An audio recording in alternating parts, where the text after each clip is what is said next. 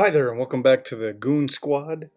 Again, just a quick heads up. I know it's been a while since my last podcast. That's because my wife was on holidays. I had plans to try to get a couple episodes banged out over the time she was off, and we got busy. My wife and I were doing things with our daughter, and so, anyways, I'm back now. Today's topic falls more in the otaku zone of the Goon Squad today. I wanted to talk about a fantastic app that I've been using for the last year and a half, almost 2 years now. It's the Shonen Jump app. Uh, I use it through an iOS device, so it's great because the the monthly subscription. Now you can use it for free. This is probably the interesting thing about the app is that if you don't want to pay a subscription fee, you can get access to the latest chapters for free of ongoing Shonen Jump series, popular ones, some newer ones. Most notably, you'll see like My Hero Academia, Spy X Family, uh, Hunter x Hunter, Black Clover. Those tend to be popular ones with a lot of people. So those you can access the latest chapters. If you want to access the library of the back catalog of these chapters through the app, it works out to, for at least for myself here in Canada and Ontario, it's like $3 a month to get access to the entire, from the very first chapter up to the current chapter. So for someone like One Piece, you're looking at close to, you're getting up to five, 600 chapters, 700. I might be wrong. I know it's probably higher. You're getting a huge value for your money if you're interested in that. So, like I said, really, my daughter's been the one who's been kind of the mainstream manga consumer in this house, and I kind of fell into that rabbit hole with her. I probably use the app more than she does, uh, only because she's her primary driver. My primary driver for getting that was for her to have access to My Hero Academia, which she's much more content to watch than she is to read. I, on the other hand, kind of like to read my manga and then watch the anime afterwards if I can. It's not urgent. Um, but like I said, what's fantastic about this app um, is that and again, it's Shonen Jump titles, so it's not going to be the penultimate manga destination. I know there's a couple other apps that will um, bring you some various other titles. This one tends to focus on what ends up in their magazine, their weekly magazine in Asia. But I have to tell you, it's a solid app. It was a charm to install. Um, it was really easy to sign up for the subscription because I did it through my iOS device, so it goes through Apple. So basically, it just gets renewed once a month, and I get a little invoice. Um, but it's been fantastic weekly to tune into and to pick up new series or to try new things. It's kind of nice. Um, it's also great if you're newer to manga in the sense that you've kind of started this journey into manga in the last couple months or even within the last year. I know people crave physical copies. They want physical copies of the volumes in English to have. Um, I'm not. I'm not that desperate for it, in the sense that when you read stuff in the app, you can go back and read it as many times as you want. Uh, there's no limit to how often you access it. Um, what's nice about the app, you're also able to download things. So if you want to download chapters to take on the go to read, where somewhere where you're not going to have access to the internet because it's a cloud-based system, uh, it's fantastic too because you can download them and you can hold on to that download for, I want to say it's between 24 and 48 hours. Uh, you have to read those, and then once you get back on Wi-Fi, you can go back to that library and just read them through the app. Um, the app's a little bit of a power consumer. I noticed the iPad battery takes a little bit of a hit when I'm if I'm reading for an extended period of time, but that's nowadays finding somewhere to plug in a US Thunderbolt charger into a USB slot. It's a cakewalk. So really, what I'm trying to say is that for me, it goes back to what I mentioned in my earlier comics versus manga podcast when we were talking about value. The value you get for $3 a month. So I think I did the math. It works out to, after you add our taxes here into it, it's three. I think it's 317 exactly. So you're looking at 38, $39 a year to have access to this ever expanding library of manga. So not only do you get access to the current that's you get access to those current free issues, free chapters as they come out, uh, but you get access to that. If you pay for the subscription, you get access to that back library.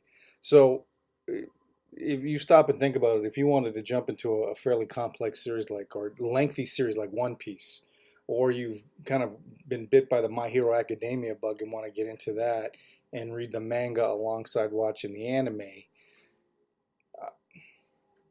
I don't see why you wouldn't invest in the app. Um, pay the subscription fee. It's to me, it's worth it for what you're getting, the sheer volume of material you're getting, and you can start as many series as you want. I have a number of series on the go from like Sakamoto Days. I mentioned Spy X Family. Uh, what else am I reading? Oh my God! Now see, this is what happens when you get old. You forget the titles of things you're reading. But really, if you're even remotely interested in trying the app without paying for the subscription, um, by all means, download it. I know it's in the Google Play Store. It's available through the App Store through iOS devices. Um, Download it and just, even if you don't subscribe, just poke around and see the free stuff you can get access to. Um, but like I said, if you're newer to manga, you've got um, preteens, teens, and they're getting into manga, and you're looking for a way not to have to spend a chunk of money every month buying volumes when they come out, and trying to get those volumes because they can be hard to find at times depending on how popular the series is, um, or finding.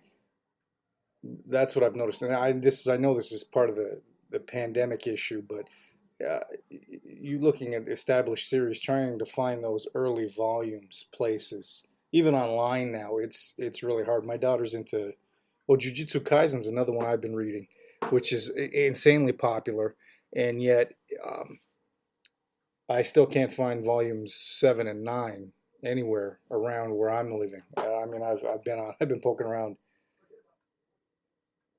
bookstores, websites, as well as Amazon, and those volumes seem to, as soon as they become available, have been snapped up, or people have pre-ordered them so much that they're never in stock. Um, it's those kind of things that's what I really appreciate the app for, because you really can turn around and I can read. I don't even know where those chapters fall in what volumes, but I can just keep reading right up to the current chapter in the Shonen Jump app, and it's not. It doesn't matter what the popularity of the series is. There's no cost increase. So for me to go back, and if I wanted to start reading My Hero Academia right from the word go and keep going, I could. Um, you tend to get digital one shots, so you tend to see things that you wouldn't see in manga. Um, Bleach is there. Like I said, My Hero Academia, Jujutsu Kaisen. I believe Chainsaw Man is on there as well. Um, Now there are certain. It's run by Viz, so Shonen Jump is part of Viz Media.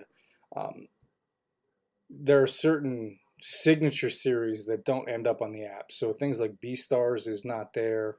Um, that's kind of one of the big ones that stands out. And what else is there?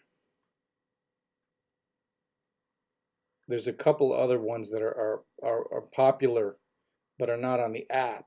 In which case, those are the ones that I found, especially with Beastars. My daughter loves Beastars, and to be honest with you, I got quite hooked on it. I started reading her volumes a little while ago and got hooked on it. Um, those are the ones I'll go and buy because those tend to be things that seem to they've ebbed and waned a little bit in popularity. So there's volumes available in the bookstore. You can go in and find a good run of volumes to pick up. Nothing drives me more batty than buying volumes that are there out of order. Like I have a fairly decent bookstore in the neighborhood in the city I live in, and yet um, sometimes they've got series they've got two, three, four, and no one, or they've got one, four, five, eight, and whatever volumes, and you're like, and that and is a personal bugaboo of mine, which is what I love about the app. It's I hate having to buy volumes out of order and then kind of sit there and wait to read them. I get it's a great way to binge things, but to me it's just a it's a to me it's a bad investment in the short term because you've got these volumes and you've constantly got to be on the lookout for those other intervening volumes to get in there to kind of get the whole story. Um, if you're reading some of the more popular manga out there right now, that app is golden. It is just it's nice to use. Now, like I said, I mentioned I read it on an iPad. That's probably one of the better ways to read it. If you're going through the Google Play Store, um, I would read it on a Chromebook or a computer screen. You could read it. I've read it on the phone. I've read manga on my phone. I've read manga on my e-reader too. Okay experiences. Um, Not the greatest of times, but I will say the Shonen Jump app is